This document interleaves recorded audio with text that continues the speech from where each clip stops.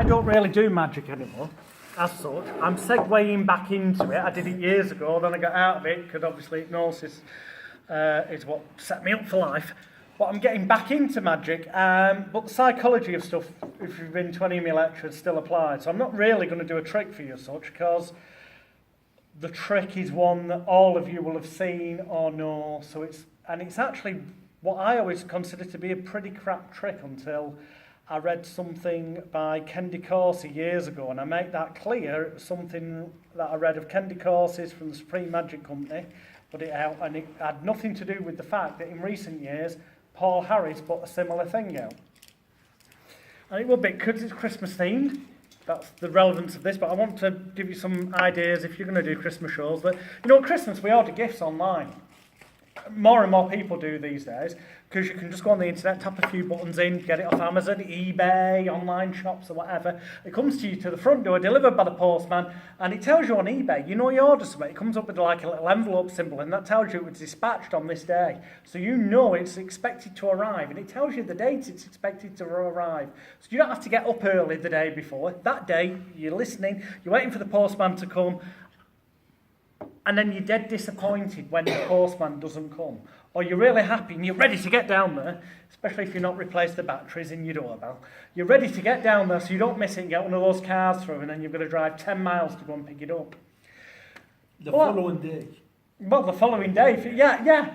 And you try and run after them, and if you try and run after them, they just drive off and laugh at you. Or if you catch them, unless you get friendly with them, then they'll let you have it. But otherwise, go, no, it's too late. I've registered it on my electronic console.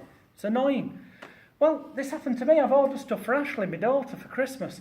And I ordered her some snap cards, because I ripped up her last ones for a lecture I was doing. I'd lost mine, so I used it. That's a true story. It's not a gag, sadly. I wish it was. And I ordered the Christmas decoration that she wanted. All one colour. She likes things. She's a bit OCD like me. She like I'll have a strip of red tinsel there, green one there, yellow one there, green one there, but not this multicoloured stuff. She thinks that's mixed up. You need defined colours apparently. And I answered the door to the postman the other day, and he handed me this, and I looked at it, and I said, "Could I've been expecting your delivery a week before?" And he said, "This got lost, it's been travelled everywhere." And I said, "Well, what's the problem?" He said, "Well, there's no address on it." I said, "What do you mean?" He said, "Well, the thing is, it appears that whoever you ordered it off put the address on the box and the inside." I said, I can see how that could be an issue. And this annoyed me, because I paid extra on Amazon to have it, but in a gift box, so that I wouldn't have to wrap it up for Christmas. Saves time. Unfortunately, because it was on the outside, it got damaged. The corners have been I can't give that to Ashley like that. Well, I could, but, I'll have to colour it in a bit. But anyway, they did deliver the, Christmas decoration and the snap cards. And, it really did annoy me, because if only they'd sent it in the first place, then that would have made life so much easier for the postman, really, wouldn't it? I too was so amazed when I saw that the first time. I forgot to applaud. No, don't stop. Somebody will throw you fish. But no, I ordered the Christmas decoration. They come in different colours. But I'd ordered one particular colour for her, because that's how she likes them. And, bugger me. And it came, and it was like green, well, as you can see for yourself, all these different colours. And I know Ashley would not be happy with that. She really wouldn't, because that's ridiculous. It should be all one colour. So let's see, Kay. We've got 1, 2, 3, 4, 5, 6 different coloured Christmas decorations there. But she wants them all the same colour. So let's imagine you're Ashley. I might say to her, could kids up for me? If I said to her, what colour do you want it to be? She'd say, I don't know. Why don't you decide, Mama? No, you're going to pretend to be my wife for a moment. So. Most girls like pink. Young girls. No, I'm not going to ask you the colour, because, that's a bit obvious. So, pick a number, any one of them. 1, 2, 3, 4, 5 or 6. 2. Now, my daughter's weird. 2 to anyone else would be 1, 2 or 1, 2. No, she does all this dog shit stuff that they do in the school playground. So 2 would be TWO spells 2, and that'd be red.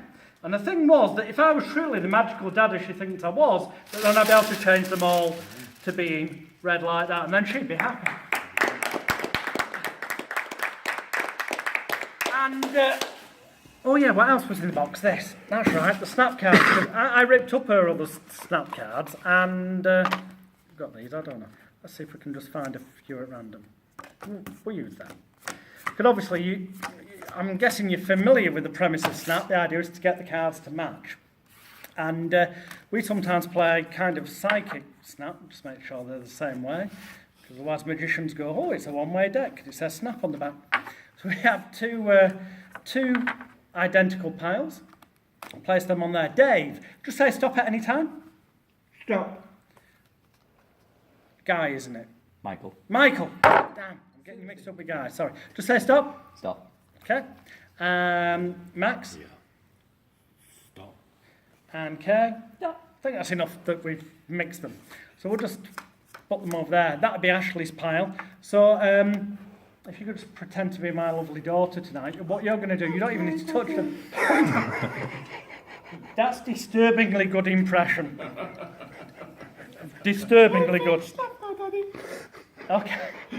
Okay, Ashley. So what I'd like you to do, Ashley, this is pile A, this is pile B. You don't even need to touch them. Which pile would you like me to pick up? A? Okay. I'm going to spell out the phrase, make the cards match. We're going to try and get the last two to match like Snap. Okay, so I'm going to put a card underneath for the letter M of make, and then A. But at any point you can tell me to stop. And I will go to the other pile. All right, Ashley? Yeah? Okay, Daddy. So here we go. M. Stop. A. K. E. We'll get rid of them. They don't matter. We're just going for the last two. So shall we go for pile A or B, Ashley? A. Fantastic. You're wonderful at it. Disturbingly good. Okay, mate, the is T. H. Stop. E. The. Get rid of them. A or B, Ashley? You are too good at this. Make the cards. C. Remember, you can say stop at any time. A. Stop. R. D. Stop. S. We get rid of them. A or B? B. Make the cards match. M. A. Stop. T. Stop. C. Stop. H. I've gone past caring whether these match now, because at the end of the day, in a moment, this gentleman deserves a massive round of applause because you're a wonderful volunteer. But you know what? If we'd had Snap Ashley, you got the princess like yourself with the little My doggy. little princess. Yeah.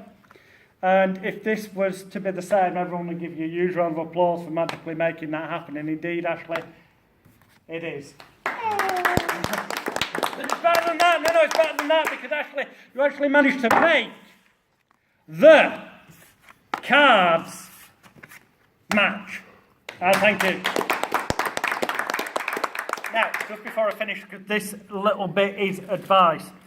And the advice is this. None of this stuff here, I have sat around anyway at home. It's a Christmas meeting, but I don't go, oh, I'm getting out the Christmas props. This is advice.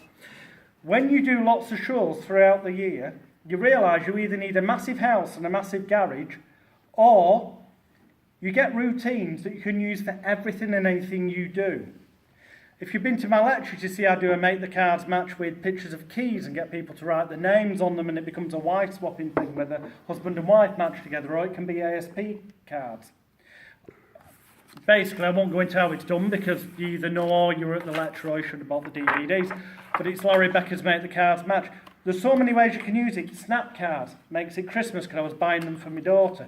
Or it can be pictures of keys, they write the names in so it's wife swapping. Or it can be ASP cards and it's a mentalism thing. Or it could be if you're booked for a corporate show that, if it's for a car sales room, then it's pictures of cars that match up or car accessories. You can make it relevant to anything. So you don't need 1,000,001 different effects. You just need to have stuff. You need stuff in your repertoire that you can use for everything. Now, yeah, you go, well, this is a Christmas decoration. And I bought this off a company called missionmagic.co.uk. It's actually made by Sam Dahl in India. But missionmagic.co.uk sell it for about, I think it's £4.50. It's dirt cheap.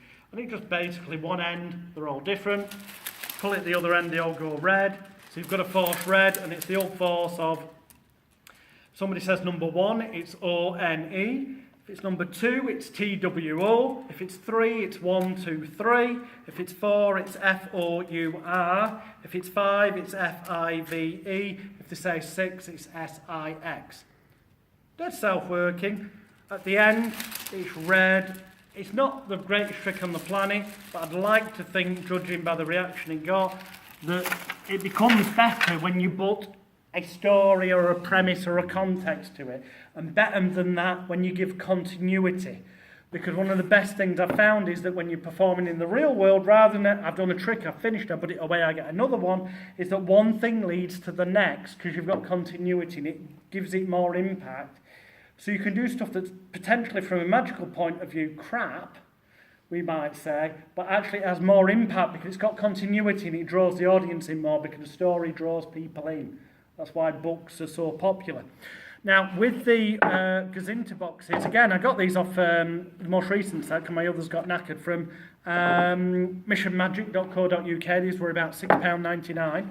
Now, in recent years, Paul Harris has put out a set that's got one of the boxes looking like a parcel that's been sent to you and charges about 80 odd quid. Well, all I did was stick on some labels and spend about £2 on stamps, because that's 20 pence, that's a penny, that's 10p, that's 5p on each side. So I spent less than £2 on stamps. It's just visually, that's now a parcel. And we've given it a context. So at the beginning, that's on the inside, because the thing with the Gazinta boxes that I never liked until I saw the thing with Candy Corsi, as I said, because it was him that published it first, with the idea of the parcel, not the Paul Harris release recently, was the idea of, well, what's your reasoning for taking a box, taking another one out, and then putting it the other way? Yes, it's a trick, but it's not a wonderful trick. Give it a context, a rhyme and a reason. Well, they knackered it up. They delivered it to the wrong place, and what went wrong is because that was on the inside. Now, a little point, I bought this on all 4 sides. You don't even get that on the one that you buy expensively. I've done this for a reason, because when you're working in the real world, you will encounter venues where your audience is there, possibly even behind you. And if you're verbally saying this was a parcel off the postman, their sightline, if you've only got it on the front, it's just a black box, unless you've got stamps on it. That's what makes what you're saying believable. And the more what you're showing ties in with what you're saying, makes it believable. Psychologically, the audience will put down their defences, and because of that, A, they will give more impact and applause to things, and secondly, they will actually like you more, psychologically, because you're not lying to them. If you do, they know magicians lie, that's your job, but your job should be to lie to them in a way where they don't spot you lying, not to say things that are totally intangible and incongruent, like, I don't know, like, this is orange when it's blue. No, I'm taking the piss of it, but you know what I mean? The more they can buy into it, the better. So I've got it on all 4 sides, so it doesn't matter what sightline somebody sees this, it looks like it's a postal thing. And then it gives it context.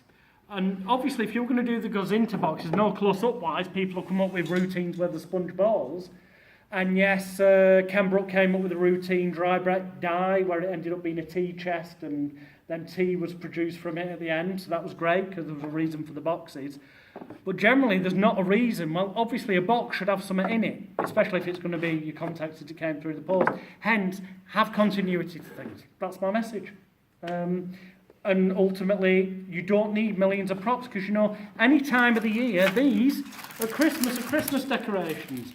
But the rest of the year, it can be that Ashley was having a birthday party, in my storyline, or it could be your granddaughter, it depends on your age, or it can be your sister's kid, it can be somebody you know, it doesn't matter, but just it sounds believable. And you could have ordered these because that's what they've asked. Immediately it's offset it from you and it becomes believable, because kids ask for ridiculous things. And that is a pretty crappy force, 1, 2, spelling it out. But kids do. Well, I certainly did at school, and I've spoke to my mum, and she did similar things, and she's like 63 now. Did things like, oh, How do we pick that? Well, we've got it, dip, dog shit, or eeny, meeny, miny, mo, hold a bed. So it then becomes believable in an audience's mind, especially the ones that've got kids, that they might go, oh, you've chosen number 4. Well, it's F-O-U-R, makes 4. So then the thought of a force is out of the mind because it seems logical even when it's completely illogical.